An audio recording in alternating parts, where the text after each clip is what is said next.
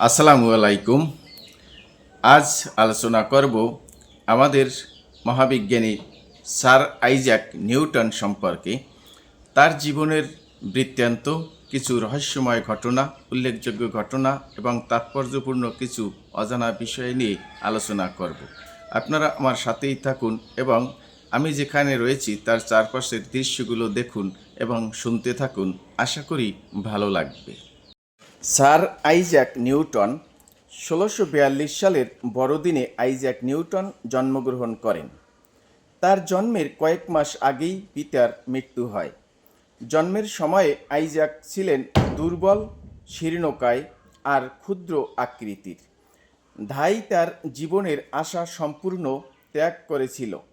হয়তো বিশ্বের প্রয়োজনেই বিশ্ববিধাতা তার প্রাণরক্ষা করেছিলেন। বিধবা মায়ের সাথেই নিউটনের জীবনের প্রথম ৩ বছর কেটে যায়।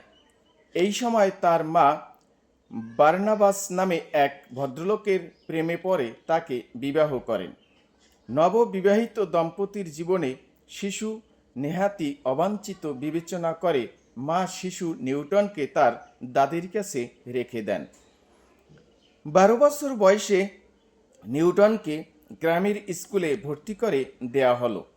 জন্ম থেকেই রুগ্ন ছিলেন নিউটন, তবু তার দুষ্টুমি কিছু কম ছিল না।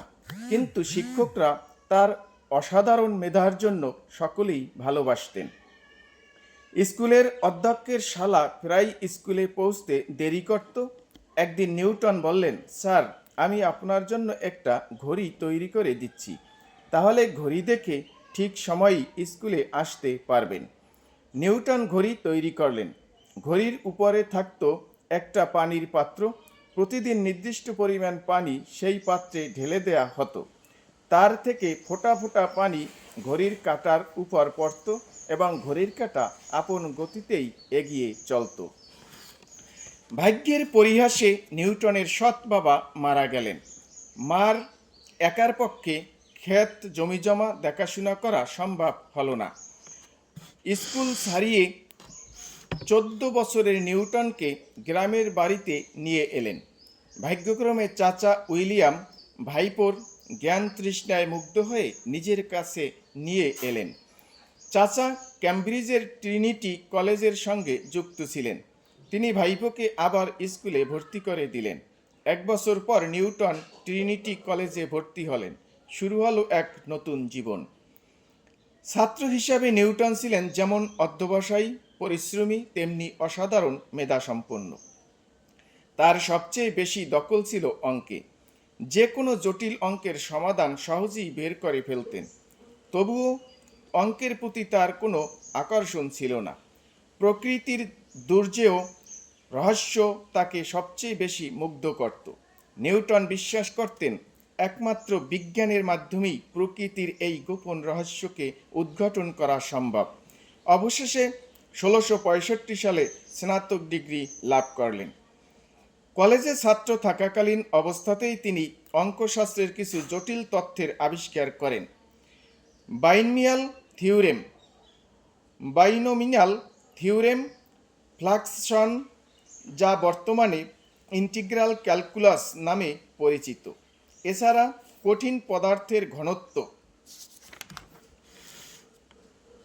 ১৬৬৬ সাল, এই সময় নিউটন এক চিঠিতে লিখেছেন, আমি ফ্লাকসেশন পদ্ধতি উদ্ভাবনের সাথে সাথেই মাধ্যাকর্ষণ শক্তির সম্বন্ধে চিন্তাভাবনা করতে শুরু করেছি। ভাবতে অবাক লাগে তখন নিউটনের বয়স মাত্র ২৪।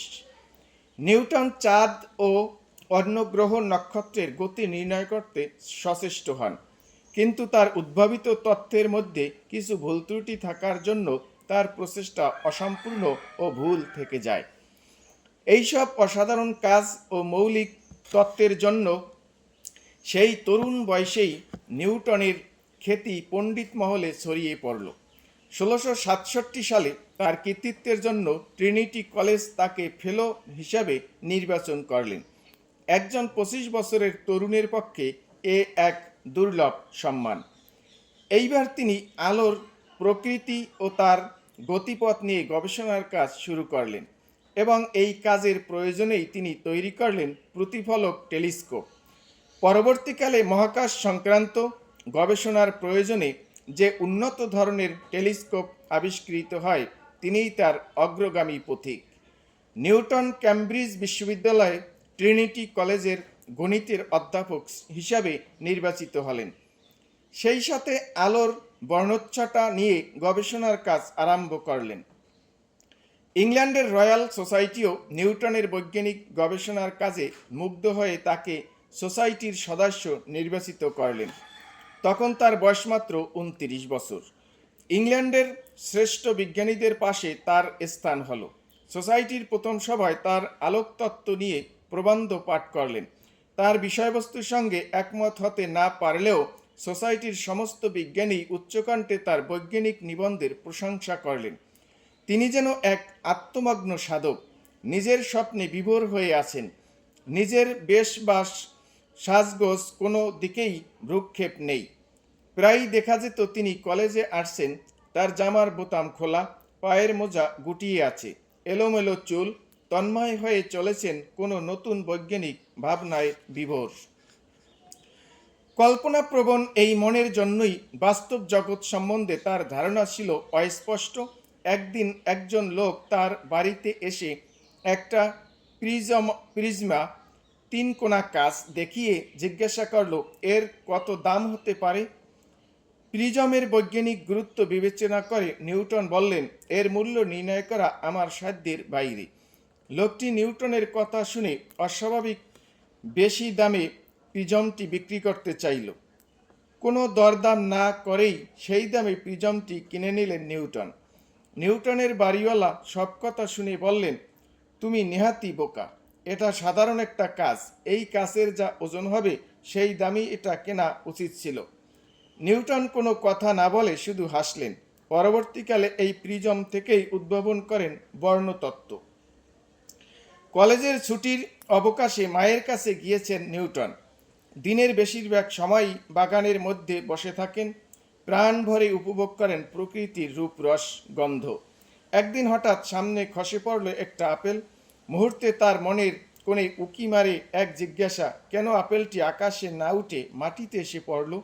এই জিজ্ঞাসাই মানুষের চিন্তার জগৎকে এক যুগান্তর নিয়ে এলো, জন্ম নিল মধ্যাকর্ষণ তত্ত্বের।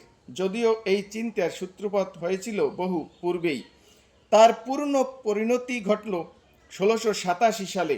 নিউটন প্রকাশ করলেন তার কালজয়ী গ্রন্থ mathematical principles of natural philosophy. মানুষ মধ্যাকর্ষণ শক্তির কথা সামান্য কিছু জানলেও এই বিশ্ব ব্রহ্মাণ্ড জুড়ে রয়েছে যে তার অস্তিত্ব, সে কথা কেউ জানত না। মধ্যাকর্ষণ শক্তির এই আকর্ষণ গ্রহ, নক্ষত্র, পৃথিবীকে এক সূত্রে বেঁধে রেখেছেন। একদিন রাতে এক বন্ধুর বাড়িতে তার নিমন্ত্রণ হয়েছে। কাজ করতে করতে রাত হয়ে গিয়েছে। হঠাৎ তার মনে পড়ল বন্ধুর বাড়িতে যেতে হবে। তাড়াতাড়ি ঘর থেকে বার হলেন নিউটন। যখন বন্ধুর বাড়িতে গিয়ে পৌঁছলেন তখন গভীর রাত, চারিদিক অন্ধকার। নিউটন বুঝতে পারলেন নিমন্ত্রণ পর্ব আগেই শেষ হয়ে গিয়েছে। বাড়ি ফিরে এসে আবার কাজে বসলেন। রাতে খাওয়ার কথা মনেই হলো না তার। এই নিরলস গবেষণার মধ্যে দিয়েই নিউটন প্রমাণ করলেন, if the force varied as the inverse square, the orbit would be an ellipse with the centre of the force in one focus. এই আবিষ্কারের মাধ্যমে মধ্যাকর্ষণ তত্ত্ব প্রতিষ্ঠার কাজ সহজসাধ্য হলো। এতদিন মানুষের জানা ছিল না চন্দ্র সূর্যের সঠিক আয়তন, নিউটন তা নির্ণয় করলেন। প্রতিষ্ঠা হলো মধ্যাকর্ষণ তত্ত্ব। এই তত্ত্বের যাবতীয় বিবরণ তিনি লিখলেন তার প্রিন্সিপিয়া গ্রন্থটিতে। যখন এই বই প্রকাশিত হলো তখন অধিকাংশ মানুষের কাছেই মনে হলো এই বই যেমন জটিল তেমনি দুর্বোধ্য। নিউটনের এক দার্শনিক বন্ধু একদিন নিউটনকে জিজ্ঞাসা করলেন, কিভাবে তোমার লেখার অর্থ বোঝা সম্ভব? নিউটন তাকে একটি বই এর তালিকা দিয়ে বললেন, আপনি আগে এই বইগুলো পড়ুন, তাহলে আমার তত্ত্ব বোঝার কাজ সহজ হবে।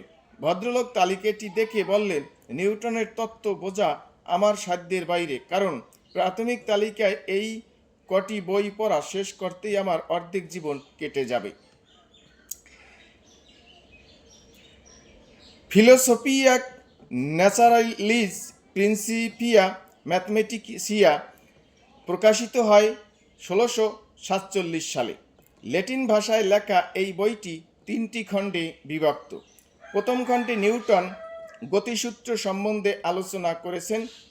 3টি গতিসূত্র হল: প্রত্যেকটি বস্তু চিরকাল সরল রেখা অবলম্বন করে সমবেগে চলতে থাকে। 2. বস্তুর উপর প্রযুক্ত বল বস্তুর ভরবেগের পরিবর্তনের হারের সমানুপাতিক এবং বল যেদিকে ক্রিয়া করে ভরবেগের পরিবর্তনও সেদিকে ঘটে। 3.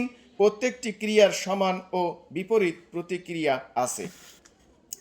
প্রিন্সিপিয়া গ্রন্থের 2য় খণ্ডে তিনি গ্যাস ফ্লুইড বস্তুর গতির কথা আলোচনা করেছেন। গ্যাসকে কতগুলো স্থিতি স্থাপন অণুর সমষ্টি ধরে নিয়ে তিনি বয়েলের সূত্র প্রমাণ করেন। গ্যাসের উপর চাপের প্রভাব বিশ্লেষণ করতে গিয়ে পরোক্ষভাবে শব্দ তরঙ্গের গতিবেগও নির্ধারণ করেন। তার এই তত্ত্বে কিছু ভুল ত্রুটি ছিল। উত্তরকালে অন্য বিজ্ঞানীরা এইসব ভুল ত্রুটি সংশোধন করেন। 3য় খণ্ডে মাধ্যাকর্ষণ তত্ত্ব সম্বন্ধে খুঁটিনাটি আলোচনা করেন। তিনি উপলব্ধি করেছিলেন মাধ্যাকর্ষণ শক্তির প্রভাবই সূর্যকে কেন্দ্র করে গ্রহগুলো ঘুরছে, তেমনি পৃথিবীকে কেন্দ্র করে ঘুরছে চাঁদ। 2টি বস্তুর মধ্যে মহাকর্ষীরা বল তাদের ভরের সমানুপাতিক ও দূরত্বের বর্গের ব্যস্তানুপাতিক। পৃথিবী থেকে চাঁদের দূরত্ব পৃথিবীর ব্যাসার্ধের 60 গুণ। এই দূরত্ব থেকে চাঁদ পৃথিবীকে প্রদক্ষিণ করছে। নিউটন লক্ষ্য করেছিলেন সূর্য ও গ্রহগুলোর মধ্যে, প্রত্যেকটি গ্রহ ও তাদের উপগ্রহগুলোর মধ্যে, পৃথিবীর, সমুদ্র ও চাঁদ এবং সূর্যের মধ্যে এমনটি জোয়ার ভাটা ও সাধারণভাবে জগতের যে কোনো 2টি বস্তুর মধ্যে একই মহাকর্ষ তত্ত্ব কার্যকরী। এছাড়াও তিনি আরও একটি সমস্যার সমাধান করেছিলেন। তিনি প্রমাণ করলেন একটি সমরূপ গোলাকার বস্তুর ভেতরের প্রতিটি কণা যদি বাইরের একটি কণাকে মাধ্যাকর্ষণ বলের সূত্র অনুসারে আকর্ষণ করে, তাহলে বাইরের কণাটির উপর যে বল কাজ করবে সেটি এমন হবে যেন গোলাকার বস্তুটির সমস্ত ভর তার কেন্দ্রস্থলে অবস্থিত। তার প্রতি সমালোচনা করা হলো তিনি তার তত্ত্বে বিশ্ব প্রকৃতিকে যেভাবে বিবেচনা করেছেন তা থেকে মনে হয় এ সমস্তই যেন এক বিশৃঙ্খল মনের প্রাণহীন সৃষ্টির কাহিনী। নিউটন তার জবাবে বললেন, প্রকৃতপক্ষে এই বিশ্ব প্রকৃতি এমন সুশৃঙ্খল সুসামঞ্জস্যভাবে সৃষ্টি হয়েছে মনে হয় এর পশ্চাতে কোনো ঐশ্বরিক স্রষ্টা রয়েছেন। নিউটনের এই বিচিত্র মানসিকতার জন্য কোনো মানুষই তাকে সহজভাবে উপলব্ধি করতে পারেনি। হয়তো নিজেই নিজের বিরাট তত্ত্বকে সঠিকভাবে চিনতে পারেননি। অসাধারণ আবিষ্কারের পরও তিনি ছিলেন অসুখী মানুষ। প্রিন্সিপিয়া প্রকাশের পরই নিউটন সক্রিয়ভাবে রাজনীতিতে নামলেন। যখন দ্বিতীয় জেমন বিশ্ববিদ্যালয়ের স্বাধীনতা কেড়ে নিতে চাইলেন, তিনি তার সক্রিয় বিরোধী হয়ে উঠলেন।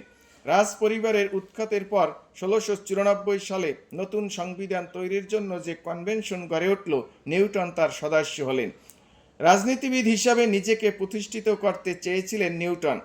1690 সালে কনভেনশনের পরিসমাপ্তি ঘটল। নিউটনের রাজনৈতিক জীবনেরও পরিসমাপ্তি ঘটল।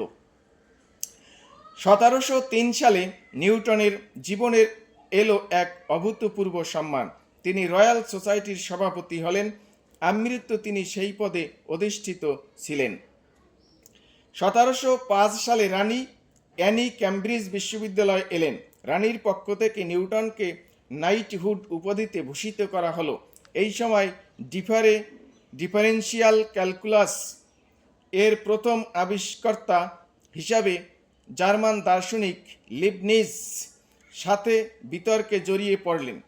ইংল্যান্ডের রয়্যাল একাডেমি জানতে পারে লিবনিজ ডিফারেন্সিয়াল ক্যালকুলাসের আবিষ্কর্তা হিসাবে দাবি জানাচ্ছেন। রয়্যাল একাডেমির সদস্যরা ক্রোধে ফেটে পড়ল। তাদের সভাপতির কৃতিত্বকে এক বিদেশি চুরি করে নিজের নামে প্রচার করতে চাইছে, কারণ তারা বিশ্বাস করতেন নিউটনই প্রথম ক্যালকুলাসের সম্ভাবনা তার অস্তিত্ব সম্বন্ধে লিবনিজের কাছে বলেছিলেন। লিবনিজ একে উন্নত করেছে, সঠিক বিস্তৃতি দিয়েছে, কিন্তু আবিষ্কার করেনি।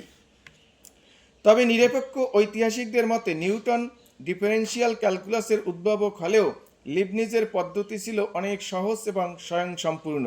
1727 সাল নিউটন গুরুতর অসুস্থ হয়ে পড়লেন। চিকিৎসাতে কোনো সুফল পাওয়া গেল না। অবশেষে 20শে মার্চ মহাবিজ্ঞানী নিউটন তার প্রিয় অনন্ত বিশ্ব প্রকৃতির বুকে চিরদিনের জন্য হারিয়ে গেলেন। 7 দিন পর তাকে ওয়েস্টমিনিস্টার অ্যাবিতে সমাধিস্থ করা হলো। সমস্ত দেশ অবনত মস্তকে শ্রদ্ধাঞ্জলি জানায় সর্বকালের সর্বশ্রেষ্ঠ এই জ্ঞান তাপসকে। যদিও নিজেকে তিনি কখনো পণ্ডিত বা জ্ঞানী ভাবেননি, মৃত্যুর অল্প কিছুদিন আগে তিনি লিখেছিলেন, পৃথিবীর মানুষ আমাকে কিভাবে জানি না, কিন্তু নিজের সম্বন্ধে আমি মনে করি আমি একটা ছোট্ট ছেলের মতো সাগরের তীরে খেলা করছি, আর খুঁজে ফিরেছি সাধারণের চেয়ে সামান্য আলাদা পাথরের নুড়ি বা ঝিনুকের খোলা। সামনে আমার পড়ে রয়েছে অনাবিস্তৃতি বিশাল জ্ঞানের সাগর।